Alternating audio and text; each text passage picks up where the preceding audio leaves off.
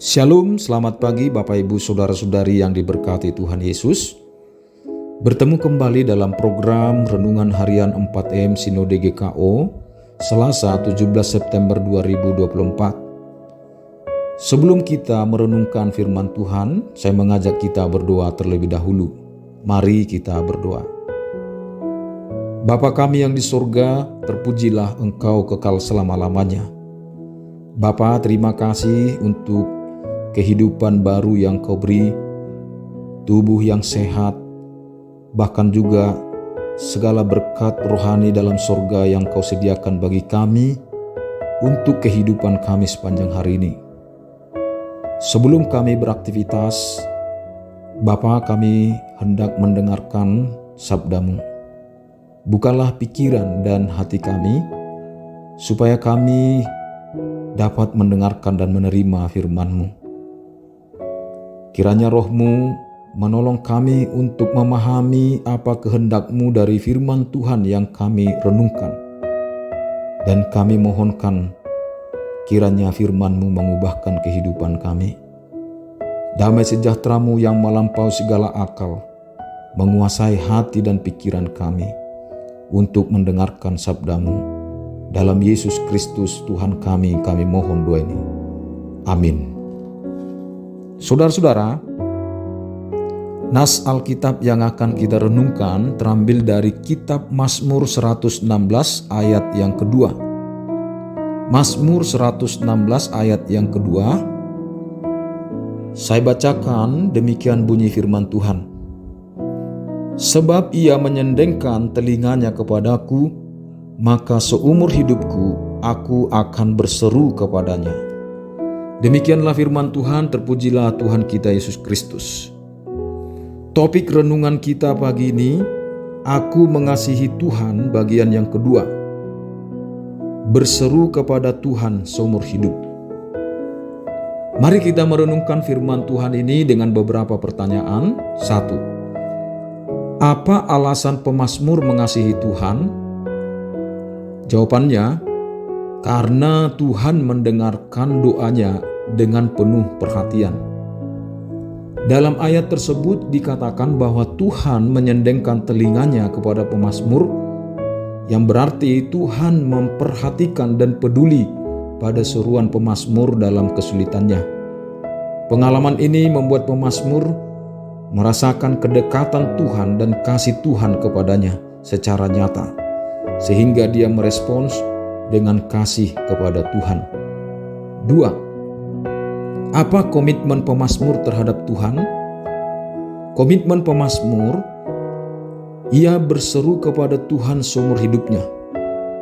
Karena Tuhan telah menyendengkan telinganya dan mendengarkan doanya, pemazmur berjanji akan terus berdoa dan memohon kepada Tuhan sepanjang hidupnya.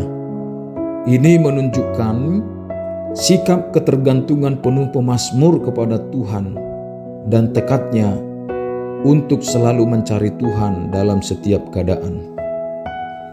Saudara-saudara, pengajaran penting dari firman Tuhan ini bagi kita. Dari teks yang kita baca, pemazmur tidak mengajarkan berdoa hanya ketika pada saat-saat sulit. Bagi anak-anak Tuhan yang telah, sedang, dan akan diluputkan dari kuasa maut, harus menjadikan doa sebagai bagian integral dari hidupnya. Hubungan pribadi dengan Tuhan sangat penting.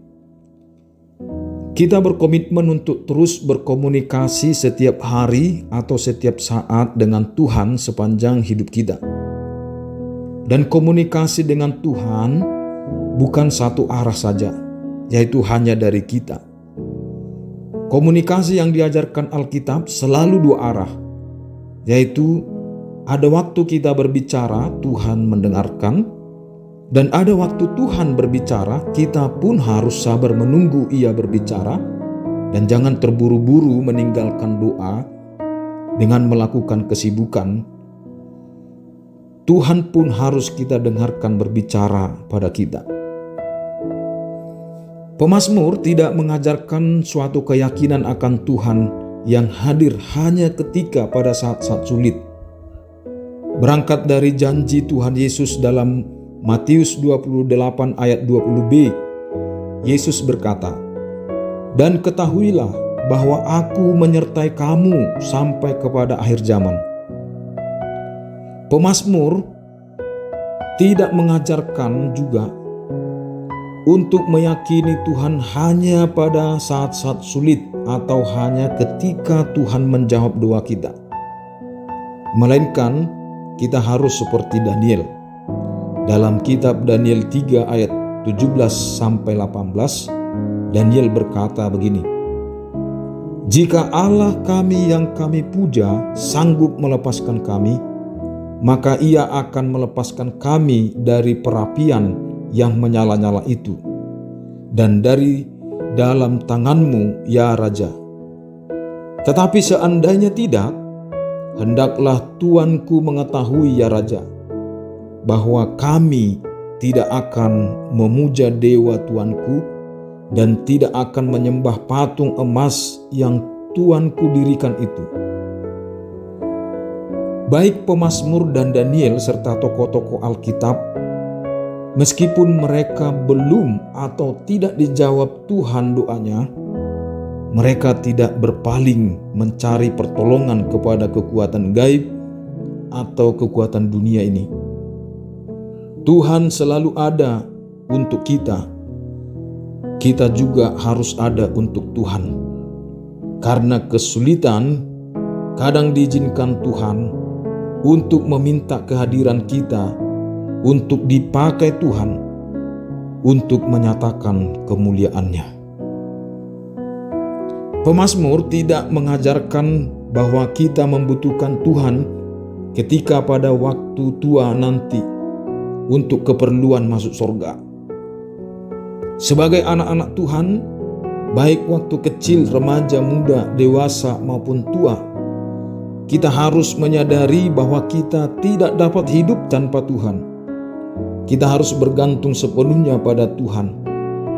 Alkitab menjelaskan keselamatan dan pertolongan yang kita terima adalah semata-mata karena kasih karunia Tuhan, baik untuk sekarang sampai masa yang akan datang. Saudara-saudara, pertanyaan yang kita renungkan selanjutnya adalah bagaimana kita dapat menjaga komitmen untuk terus percaya, berseru kepada Tuhan di tengah kesibukan hidup kita. Saudara-saudara, apa yang harus kita lakukan setelah memperoleh firman Tuhan dan pengajarannya di atas? Tentu yang pertama, mari milikilah dan bangunlah kesetiaan dalam doa. Mari jagalah iman percaya pada kasih Tuhan yang peduli. Mari berkomitmenlah untuk tidak berpaling dari Tuhan kepada dunia ini apapun yang terjadi. Saudara-saudara, mari kita membagikan firman Tuhan ini yang kita dengarkan melalui kanal YouTube ini kepada mereka yang mau meningkatkan hubungan pribadinya dengan Tuhan dan mengasihi Tuhan. Mari kita berdoa. Bapa kami yang di surga, terima kasih firman Tuhan yang telah kami renungkan.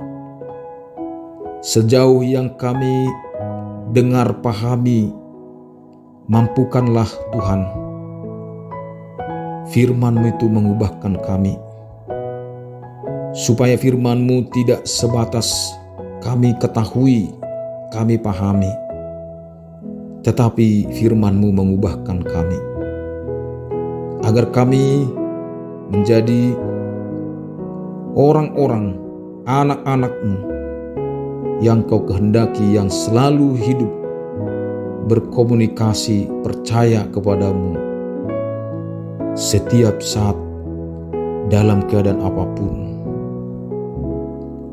Ya Bapa, kuatkanlah jemaat-Mu yang mengalami kelemahan, yang menghadapi pergumulan. Sembuhkanlah jemaat-Mu yang sakit, yang terus bersabar menunggu jawaban Tuhan. Hiburkanlah mereka yang berduka, yang sedih, yang meratat. Dan tolonglah anak-anak-Mu yang bergumul untuk menjadi anak-anak Tuhan yang lebih baik, yang keluar dari kebiasaan buruk. Berkatilah Tuhan keluarga anak-anak-Mu, suami istri, dan seluruh anak-anak serta pekerjaan mereka. Ya Tuhan, siapapun kami yang mendengar sabda-Mu, tolong kami supaya firman ini tidak hanya kami nikmati untuk diri kami, melainkan kami bersama-sama membagikan, menyerukan firman ini sebagai panggilan pastoral kami untuk mengasihi sesama dan saling menolong, saling menguatkan.